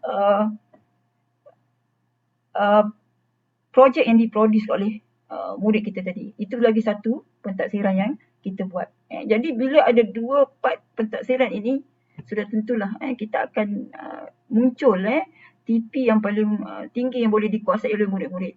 Sebab bila kita merancang, takkan kita nak letak yang minimum. Kalau ada murid yang boleh capai sampai ke TP 6, sampai akhir proses tu, mungkin ada kan. Jadi kalau yang tak dapat TP 6, dia akan kita lihatlah bagaimana kita nak boleh membantu murid ini sehingga dia perkembangan tahap penguasaan itu berlaku. Sebab itu kita kata pengajaran yang menggunakan kefahaman melalui komputer ini sangat membantu murid-murid tadi untuk meningkatkan tahap penguasaan mereka dengan dibimbing oleh guru dalam proses pembelajaran. Okay, jadi yang penting sekali kat sini, idea utama. Daripada ketiga-tiga ni, idea utamanya adalah gaya sihat unggul, adaptasi peningkatan prestasi fizikal. Berdasarkan idea utama ni lah nanti guru-guru tadi akan merancang apakah projek-projek yang boleh dihasilkan oleh murid tadi berdasarkan standard kandungan dan standard pembelajaran serta soalan-soalan pencetus idea bagi setiap mata pelajaran. Yang ini adalah penting sekali. Dalam kita merungkai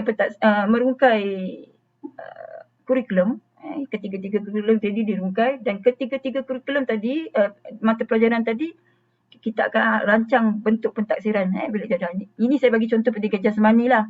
Dia ada pendidikan kesihatan yang kita rungkai tadi, ada 3 kan. Ada pendidikan kesihatan dan juga ada sains sukan, perancangan mentaksir tadi. Tapi saya ambil fokus pada pendidikan jasmani untuk sebab dia domain subjek yang utama. Yang lain tu adalah subjek sokongan. Jadi saya bagi contoh pentaksiran bilik darjah yang dirancang berdasarkan ni.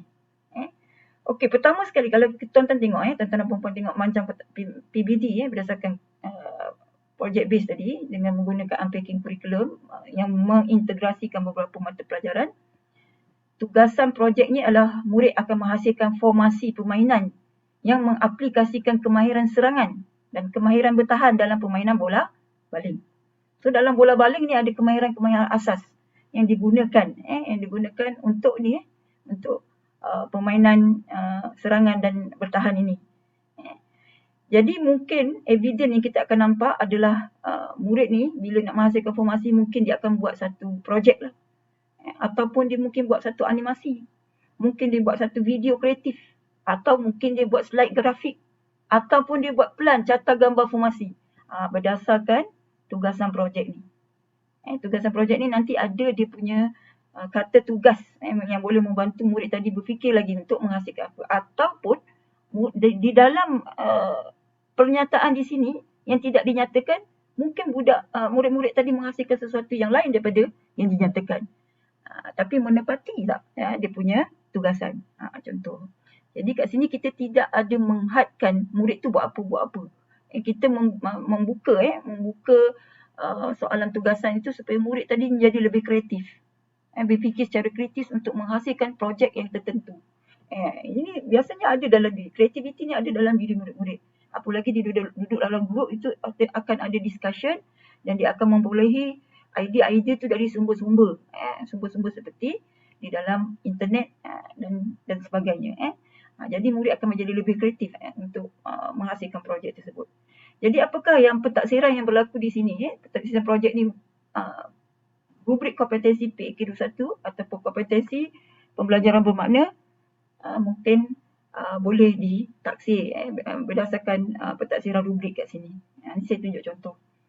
Jadi kaedah yang dirancang untuk pentadsiran dalam proses menyampaikan standard kandungan standard pembelajaran, kita lihat kemahiran yang ada dalam permainan bola baling. Contohnya kemahiran hantaran, menerima hantaran, menggelecek. Apa-apa saja kemahiran itu boleh diajar dan mengikut standard kandungan domain psikomotor. Okey, kalau kat sini saya tulis saya dah rancang domain psikomotornya adalah pemerhatian. Yang berkaitan dengan ni berkaitan dengan kemahiran ni. Kemahiran ni yang dipilih mana satu kan. Kemudian domain kognitifnya ialah secara lisan dan bertulis. Ni perkara yang sama. Tetapi menggunakan kaedah yang berbeza. Dia punya topik sama.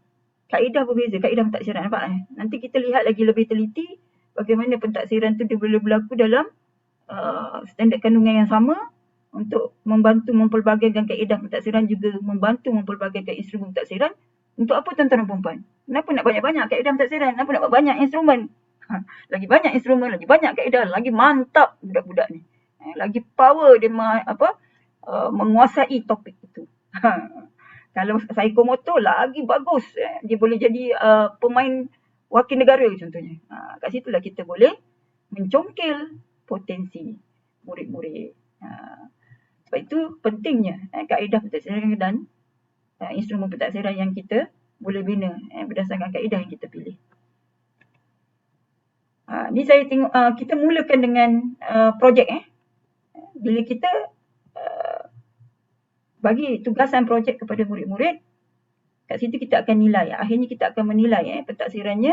Inilah tugasannya. Contoh tugasan yang perlu murid lakukan berdasarkan grades lah. Goal, reality, audience. Ini dia punya inilah kriteria perlu dalam ayat-ayat membina tugasan supaya nampak tugasan tu lebih fokus pada apa yang murid perlu hasilkan, lebih jelas. Murid tadi yang kita sebut tadi, peers tadi, antaranya ialah easy, mudah difahami, instruction yang mudah difahami. Okey, inilah pentadsiran rubrik. Bila projek, kita lebih banyak, lebih sesuai menggunakan rubrik pada projek. Apakah aspek, skala kriteria penilaian bagi projek? Projek itu sendiri, hasil dia produce tu. So kat sinilah kita tengok apa rubriknya. Apa lagi yang kita boleh taksir kebolehgunaan projek itu. Apa fungsi, kefungsiannya. Lagi contoh apa? Maklum balas projek. Contohnya maklum balas projek ni dapat maklum balas daripada contohnya bila dia buat showcase dan sebagainya. Kemudian showcase pembentangan projek tadi. Itu yang kita nilai. Kita boleh masukkan lagi rubrik yang berkaitan, ini rubrik berkaitan dengan projek. Kita boleh lagi mentaksir. Lebih nak bagi mendalam lagi, nak melihat lagi keberkesanan ataupun kemenjadian murid tadi dalam menghasilkan projek daripada pembelajaran dia yang telah melibatkan unpacking, cikgu tadi unpacking, merancang dan seterusnya. Murid tadi boleh menghasilkan projek yang dikaitkan dengan subjek-subjek yang telah diintegrasikan. Kita boleh juga mentaksir berdasarkan rubrik kompetensi PAK 21, iaitu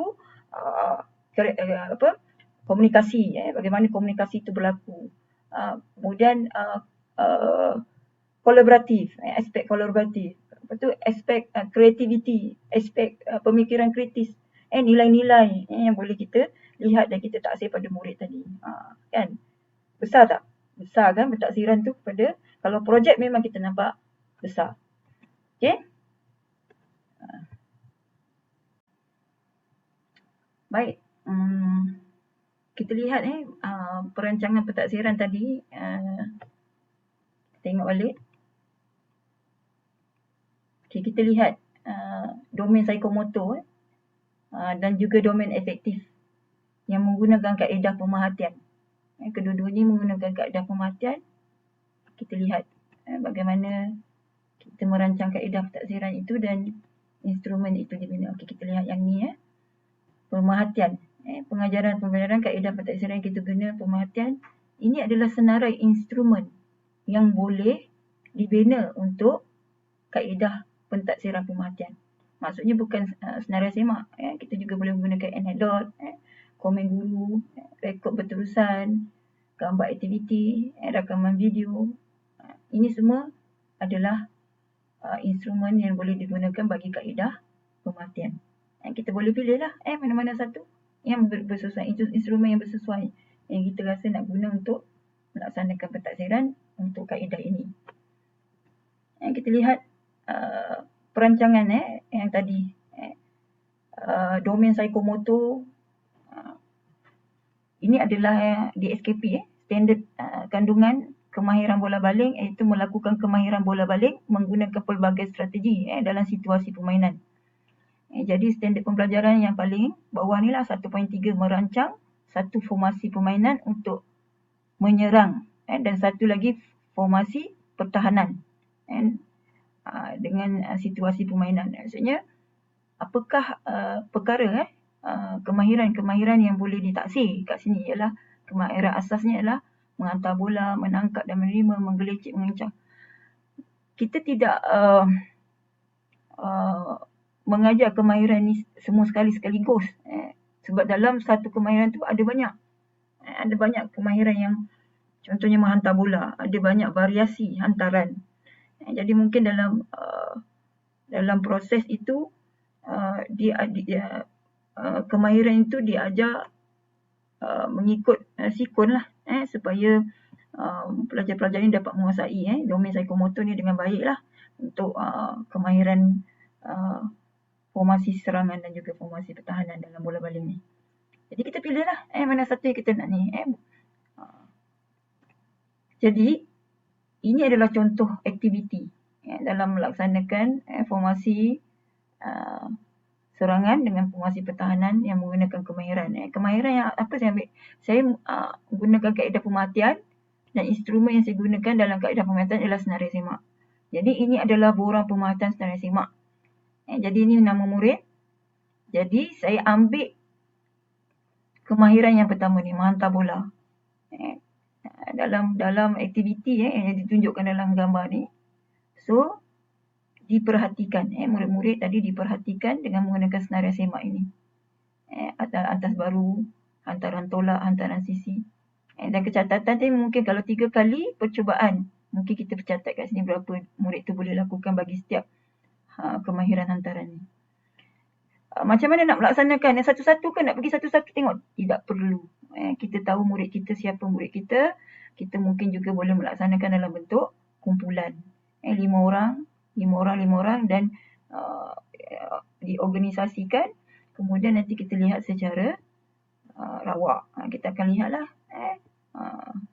Jadi janganlah satu-satu. Penat tu nanti satu-satu. Habis tak habis nanti pentadsirannya. Hanya yang kita kata kemahiran dalam melaksanakan pentadsiran tersebut. Menggunakan kaedah dan juga instrumen. Jadi yang kedua, perancangan yang kedua adalah domain efektif. Domain efektif dalam standard kandungan kesukanan. Dinamika kumpulan. Membentuk kumpulan dan kerjasama dalam kumpulan. Ini juga pemerhatian. Pemerhatian kita gunakan, ni saya silap ni saya rasa. Kita gunakan aktiviti, gambar saya tukar. Sebab tadi dah ada senarai semak. Saya cuba gunakan pelbagai, sebenarnya gambar aktiviti. Jadi ni aktivitinya. Aktiviti yang melihat dalam bentuk kumpulan tadi. Dan menimpa kumpulan tadi, murid tadi berada dalam kumpulan dan kita tengok macam mana guru boleh membuat pentadsiran dengan capture gambar-gambar mereka semasa melaksanakan aktiviti permainan. Diperhatikan dan guru pun capture. Contoh dalam satu aktiviti permainan kecil yang mengaplikasi kemahiran hantaran bola baling, pemerhatian dilakukan terhadap kerjasama kumpulan. Mengaplikasi kemahiran pergerakan berikut menunjukkan gambar-gambar yang dirakam oleh guru sepanjang itu. Contoh cikgu beritahu lah, ni hantaran lompatan. Ini menggelecek. Itu kemahiran-kemahiran yang diperhatikan semasa mereka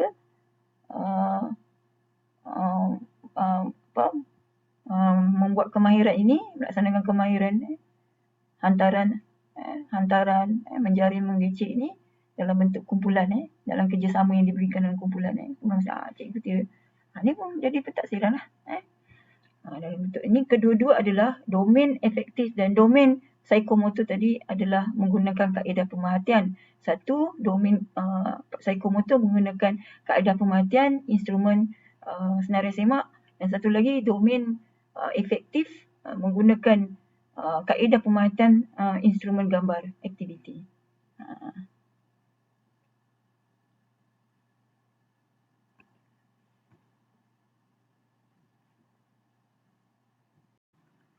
Okey, seterusnya adalah domain kognitif yang menggunakan kaedah pentaksiran bertulis. Dan instrumen yang digunakan adalah lembaran kerja bentuk jadual. Jadi untuk domain kognitif ni standard kandungannya adalah aplikasi pengetahuan dalam kemahiran bola jaring. Jadi kita lihat pada dia punya standard pembelajaran yang kedua lah, memilih dan membuat justifikasi kemahiran yang sesuai yang digunakan. Jadi kita tengok inilah dia bentuk pentaksiran yang gunakan lembaran jadual bertulis secara bertulis. Jadi murid-murid ni diminta untuk mengurai dan memberi justifikasi tentang teknik kemahiran hantaran. Bagi setiap hantaran ni ada teknik kemahirannya.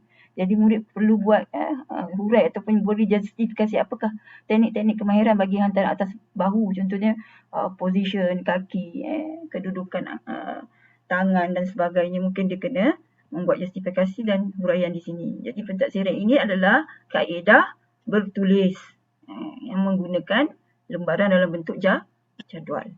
Masih sama dia daripada domain psikomotor, domain efektif tadi, domain kognitif, pentaksiran ni masih fokus pada kemahiran bola baling itu, iaitu hantaran, 5 variasi hantaran ini.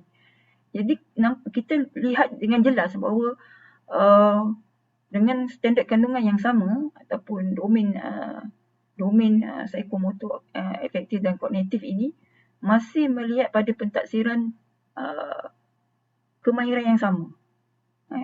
Yang ditaksir kemahiran yang sama. Yang ini yang boleh menyebabkan murid-murid tadi dengan pelbagai kaedah pentaksiran, dengan instrumen-instrumen yang pentaksiran yang digunakan tu dapat membantu murid ini menguasai kemahiran tersebut. Itu yang saya maksudkan, lagi banyak kita menggunakan kaedah ataupun instrumen pentaksiran, makin murid tadi boleh menguasai kemahiran tersebut. Jadi kaedah pentaksiran yang sama juga untuk domain kognitif, iaitu secara lisan tetapi menggunakan instrumen soal jawab. Nampak tak? Kita dah pelbagaikan instrumennya walaupun kaedah yang sama. Tajuk yang sama, standard kandungan yang sama bagi domain kognitif yang perlu dicapai oleh murid ini. Jadi inilah mengaplikasikan pengetahuan macam tadi pun mengaplikasikan pengetahuan, tapi kita nak dia memberi justifikasi pada setiap hantaran, variasi hantaran itu apakah teknik-teknik kemahirannya. Tapi yang ini kita menggunakan soal jawab. Mana datang soalan ni? Soalan ni sebab kita dah merungkai kurikulum tadi. Jadi soalan yang kita peroleh ini adalah soalan pencetus idea. Kita masukkan ni. Contoh dalam PJ sains sukan, pendidikan kesihatan, dia ada soalan-soalan pencetus idea yang kita boleh hasilkan daripada big idea itulah. Ni kita terus buat soalan ni. Bagaimanakah kemahiran dalam permainan meningkatkan komponen kecergasan fizikal anda? Soalan ni berdasarkan kandungan topik pembelajaran. Tetapi dia terbuka. Maksudnya ciri-ciri soalan pencetus idea tu boleh mencetuskan pemikiran kepada murid-murid tadi untuk berfikir secara mendalam dengan mengaitkan kandungan tadi dengan disiplin-disiplin ilmu pengetahuan yang lain. So soalan yang kedua dia adalah ni soalan kita panggil overarching, melangkaui kandungan tetapi masih boleh dikaitkan dengan kandungan. Apakah potensi individu terhadap gaya hidup sihat? Nampak tak kenapa gaya hidup sihat pula tiba-tiba? Sebab tadi soalan ni kita dah ambil berdasarkan big idea. Kita nak kaitkan macam mana dia berfikir, dia mengaplikasikan kemahiran yang melibatkan psikomotor, melibatkan efektif ni tadi, macam mana dia boleh berfikir tentang kaitannya dengan gaya hidup sihat, pergerakan-pergerakan yang membantu dari segi kesihatan, aspek kesihatan contohnya.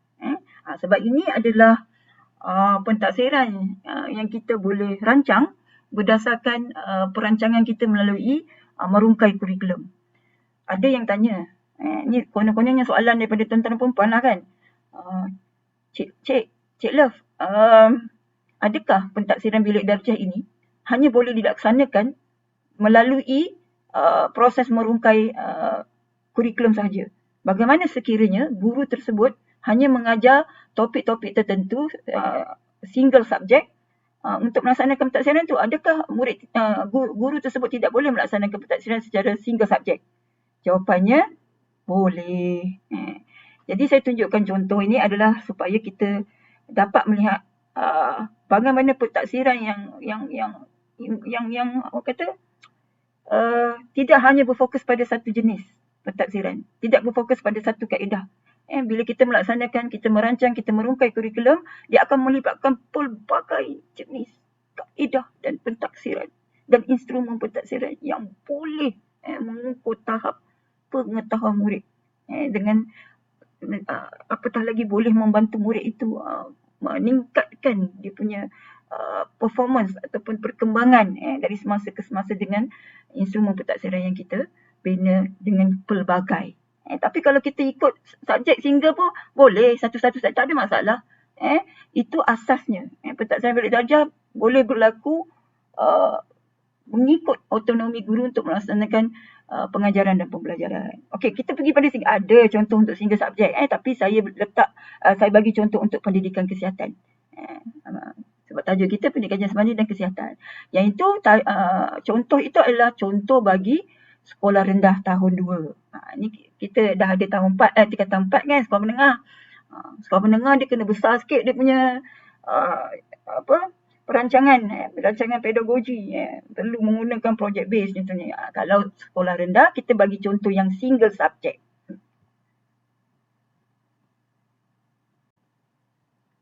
Baiklah, ini adalah contoh untuk pentadsiran bilik darjah yang menggunakan single subject. Saya bagi contoh pendidikan kesihatan JSKP tahun 2. Tajuk penyalahgunaan bahan. Jadi untuk tajuk ini, kita akan menggunakan kaedah pentadsiran secara pemerhatian dengan menggunakan senarai semak. Jadi apa objektif pembelajarannya? Jadi daripada standard pembelajaran, objektifnya adalah murid boleh menjelaskan kesan-kesan pengambilan tembakau, alkohol dan dadah terhadap kesihatan diri dan orang lain. Yang kedua, objektifnya murid menerangkan bagaimana untuk menghindari pengambilan bahan terlarang. Jadi penerangan aktiviti adalah murid dibahagi kepada 4 kumpulan dan diminta menghasilkan satu poster. Katakan tidak pada tembakau atau alkohol atau dadah. Mana-mana satu murid boleh menghasilkan poster mana-mana satu. Katakan tidak pada tembakau atau alkohol atau dadah. Pilih satu saja. Guru akan menilai hasil murid berdasarkan elemen-elemen yang perlu ada dalam menghasilkan poster kumpulan masing-masing. Jadi kat sini guru akan lihatlah membuat pemerhatian pada poster tu dan membuat inilah penilaian pada kriteria-kriteria untuk menghasilkan poster tersebut.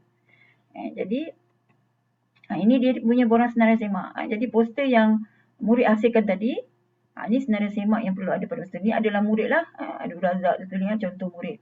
Ini adalah elemen-elemen yang perlu ada dalam poster contohnya. Ada kaitan pula dengan PSB ni. Kemudian guru-guru akan tik lah elemen-elemen yang ada pada poster tersebut. Yang tidak ditik ni mungkin akan diberitahu dalam justifikasi, dalam catatan. Masih belum menguasai elemen garisan dan ruang. Yang ni sebab tu tidak ditik. Contohnya begitu. Jadi murid-murid akan dapatlah dia punya secara senarai borang pemerhatian secara. Okey, terima kasih dah. Okey. Jadi kita tengok pula secara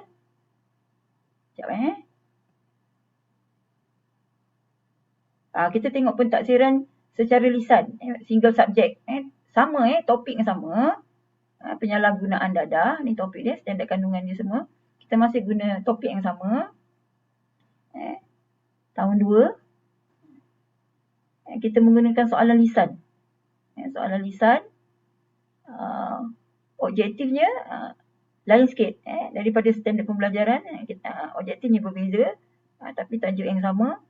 Penerangan aktiviti, perbincangan dalam kumpulan dan pembentangan berlaku dan murid perlu mengetahui bahaya pengambilan tembakau, alkohol dan dadah. Jadi soalannya bagaimana? Ini soalan-soalan yang dikemukakanlah dalam bentuk tugas lembaran kerja ataupun boleh juga dibentuk dalam kuis contohnya. Okay. Seterusnya secara bertulis.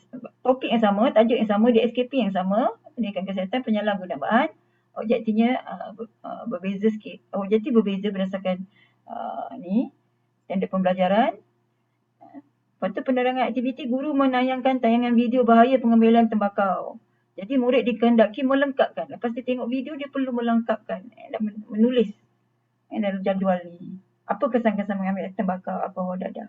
Dari dia punya video yang ditonton. Okey.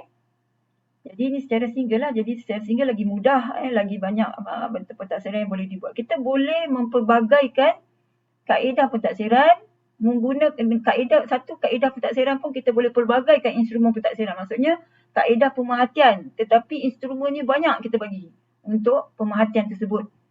Supaya apa? Macam saya cakap tadi, untuk membolehkan murid tadi menguasai pengetahuan atau kemahiran yang kita ajar dengan lebih baik dan berkesan. Kat situlah kita nampak nanti murid-murid tadi apabila ditaksir secara berterusan dengan pelbagai kaedah dengan instrumen, murid-murid akan menguasai sesuatu pengetahuan itu dan dia boleh menjawab untuk sumatif, soalan sumatif yang berbentuk sumatif kalau ditanya kepadanya. Jadi begitulah bagaimana formative assessment ni dapat menyokong pentadsiran formatif ni boleh menyokong pentadsiran sumatif sebenarnya. Baiklah, saya rasa kita dah berada di penghujung kursus. Itu saja yang dapat saya kongsikan mengenai bimbingan instruksional dan pentadsiran bilik darjah. Tuan-tuan akan mendapatkan kehadiran dengan menonton video berdasarkan link YouTube yang diberikan selama 3 jam. 3 jam direkodkan. Dan sekiranya tuan-tuan dan puan-puan nak mendapatkan sijil penyertaan, tuan-tuan bolehlah menghantar tugasan yang saya beri. Maknanya tuan-tuan perlu membina, mudah je. Benda ni boleh buat dalam masa 3 minit. 3 jam lagi direkodkan untuk sijil. Tapi masa yang diambil hanya dalam 10 minit, 3 minit macam tu. Kalau tuan-tuan mahir lagi mudah. Gunakan mana-mana kaedah, gunakan DSKP, tak kisah DSKP PJ. Kalau tuan-tuan ajar skor rendah lah. Skor menengah. Pilih satu standard kandungan. Lepas tu tentukan kaedah pentadsiran dan bina satu instrumen pentadsiran. Cukup. Lepas tu turn in lah dalam GC, dalam platform GC. Dan bila tuan-tuan turn in aja, saya lihat tuan-tuan hantar je, saya akan bagilah nama senarai nama tuan untuk menerima sijil. Jadi jumlahnya adalah 6 jam. Okay, terima kasih tuan-tuan dan puan-puan. Itu saja yang saya kongsikan. Harap perkongsian ini dapat memberikan satu perkongsian ilmu yang bermakna yang boleh dipraktiskan oleh tuan-tuan dan puan-puan. Saya percaya bahawa sesuatu pengetahuan yang diperolehi perlu dipraktiskan untuk memantapkan kemahiran dan skill yang kita ada supaya kita dapat berkongsi, memberi pendedahan juga kepada orang lain supaya orang lain juga mengguna dan memanfaatkan pengetahuan yang kita kongsikan. Selamat menyambut bulan Ramadan dan kepada umat-umat muslimin dan muslimat. Sehingga kita berjumpa lagi di lain kursus. Assalamualaikum warahmatullahi wabarakatuh dan salam sejahtera.